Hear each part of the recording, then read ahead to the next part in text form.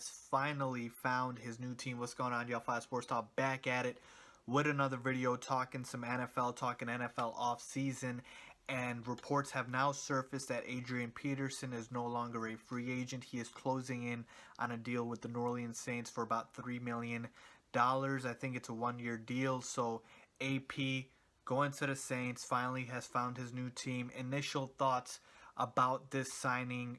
So the Saints were actually middle of the pack in terms of their rushing attack last year with Mark Ingram and Tim Hightower. They did struggle at times because Mark Ingram, had issues running the ball. So Tim Hightower ended up starting a few games.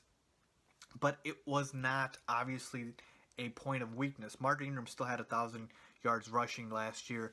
But I think this signing really with AP is more of a, Breeze is at the end of his career. Let's take a little bit of pressure off him with the running game, even though it sort of clouds up the backfield. But you can't rely on AP to be the only guy and have 20-plus carries a game. That is just not happening. Adrian Peterson played just 3 games last season, had 72 rushing yards. That's it. So he's got knee issues, So AP you cannot rely on to be the only back. So now with basically Mark Ingram and AP, it's a two-headed monster. I believe Tim Hightower signed with the 49ers, so he's gone. And then who knows, they might draft a running back as well. But the main component here and the signing and the reasoning behind the signing, I believe, for the Saints is to ease the load off of Drew Brees.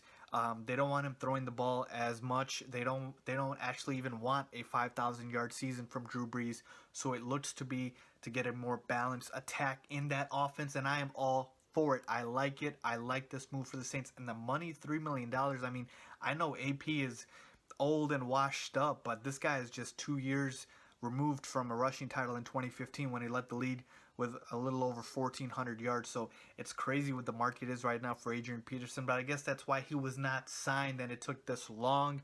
But great move for the Saints, I think, for AP. It's easy to say, but really now they can just solely focus on defense in the draft and go from there. But this is to make their offense more balanced, and I believe that it will. I do believe AP has some left in the tank if you give him 10 to 12 carries, not 20.